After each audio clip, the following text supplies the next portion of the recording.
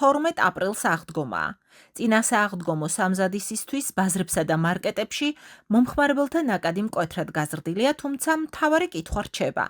რა ჯდება წელს სააღდგომო სუფრის გაშლა და შეიცვალა თუ არა ფასები პარლამენტში შექმნილი ფასების შემსწავლელი კომისიის მუშაობის ფონზე. ექსპერტების შეფასებით კითხვას გაიაფდა თუ არა რომელიმე პროდუქტი ამ ეტაპზე უფრო რიტორიკული ხასიათი აქვს, რადგან პროდუქტების ფასწარმოქმნაში ერთ-ერთი მთავარი კომპონენტი საწვავის ფასი 7 მარტის შემდეგ სტაბილურად იზრდება. ეს ზრდა კი პირდაპირ აისახება თითქმის ყველა პროდუქტის ღირებულებაზე და გამონაკლისი სურსათი ვერ იქნება.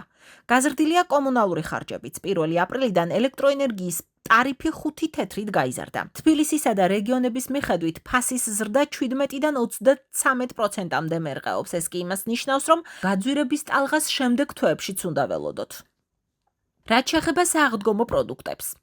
კვერცხის საბითუმო ფასი მნიშვნელოვნად არ შეცვლილა და 30-35 თეთრის ფარგლებში მერყეობს. ეს ჩასაბარებელი ფასია, თუმცა საბოლოო საცალო ფასი უკვე სავაჭრო ქსელების პოლიტიკაზეა დამოკიდებული.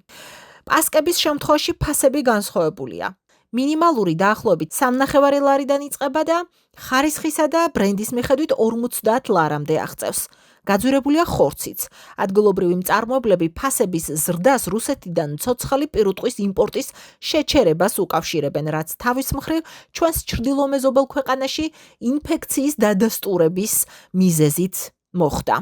ფერმერები აანონსებენ, რომ შემდეგ ორ თვეში ხორცის ფასი დაახლოებით 25%-ით ისევ შეიძლება გაძვირდეს. ეს რაც შეეხება ბაზრის მიმოხილვას. ახლა მოვისმინოთ, როგორ გრძნობენ მოქალაქეები სურსათის გაძვირებას საკუთარ ჯიბეზე.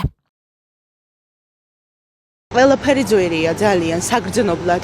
დღეს რო დაუშვათ რაღაცას გადაიხდი, ხვალ-მიხვალ და იგივეში უკვე მომატებული ფასი. პირველადი მოხმარების რაც არის, ანუ შაქარი, ფქვილი და ასე შემდეგ რა. რო გადავხედოთ 10 წლის უკანველ ფასებს და დღევანდელ ფასებს, აი რადიკალურად განსხვავებული. ხილზეც და ხორცეს რა თქმა უნდა. ალბათ ხორცეული. ხორცი და თევზი. ხილი რა, ხილი გაძვირდა განსაკუთრებით. მაგალითად, გაუყინავი ხორცი. არის მომენტი ხილი, რომ ვერ ვყიდულობთ ახლა ბავშვებს რამდენი უნდათ. ხორცი, უფრო ხორც პროდუქცია. მე მარტო რომ ვცხოვრობ, ჩემთვის ცოტა ესეთი ძვირი ძალიან ძნელია. რა ვიცი, ალბათ საქართველოში პურის ფასი გაძვირდა საკმაოდ. წლები ვიყავი საზღვარგარეთ, წასულ და იქიდან აქ ჩამოსულს იმდენად მეძვირა ყველაფერი. საკმაოდ არ ორჯერ და სამჯერ არის გაძვირებული ბოლო 5 წლის განმავლობაში. ვინ როგორ? აი ახლა აგერ აფთიაქში შევედი 50 ლარისაც ამდებია. ყველაფერი რო გაძვირებულია და რას? ვიყიდე 2 კვირისა, წელი კვირისა რო ვიყიდე 60 და რაღაცა უნდა გადამეხადო. პასკა აუცილებელია.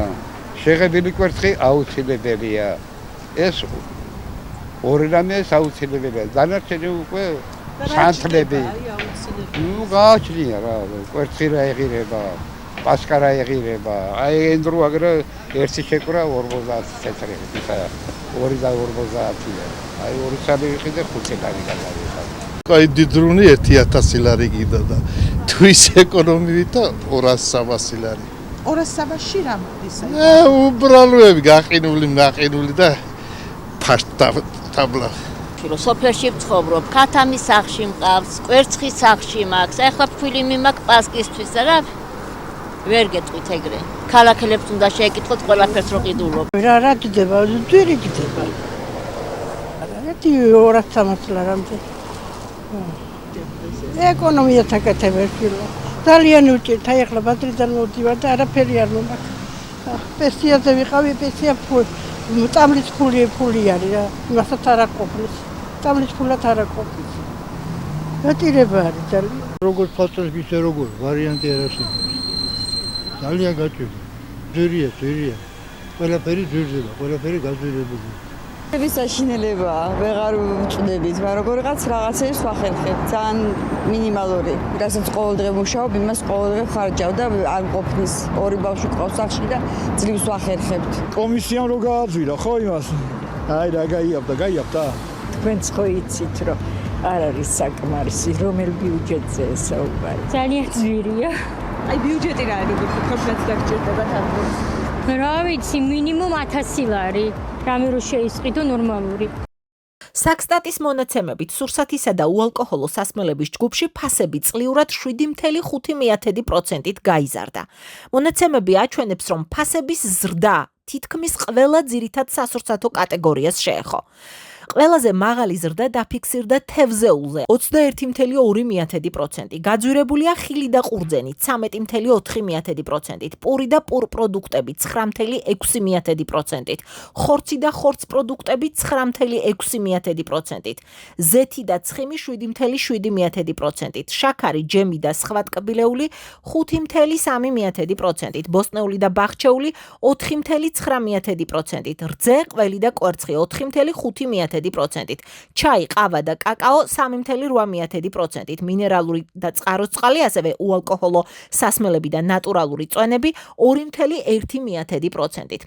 ეს ციფრები იმას გეუბნებათ, რომ წელს საღდგომო სუფრა მინიმუმ 7.5%-ით უფრო ძვირი დაგიჯდათ, ვიდრე შარშან. ფასების შემსწავლელი კომისიად კი თითქმის 2 თვეა მუშაობს, თუმცა ბაზარზე რეალური ცვლილება ამ დრომდე არ ჩანს. პროდუქტების გაიაფებას ვინღა დაეძებს, ფასების შენარჩუნებაც კი ვერ ხერხდება. გაძვირება კი გრძელდება. და ამ ფონზე ვფიქრობ, სრულიად ლეგიტიმურია ხალხის კითხვა. თუ კომისია მუშაობს, რატომ არ იგრძნობა შედეგი მოქალაქეების ყოველდღიურ ხარჯებში? რასთან გვაქვს საქმე? რეალურად მოქმედ მექანიზმთან თუ მხოლოდ ფორმალურ პროცესთან, რომელიც ფასებზე ვერასდროს ვერანაირ გავლენას ვერ მოახდენს.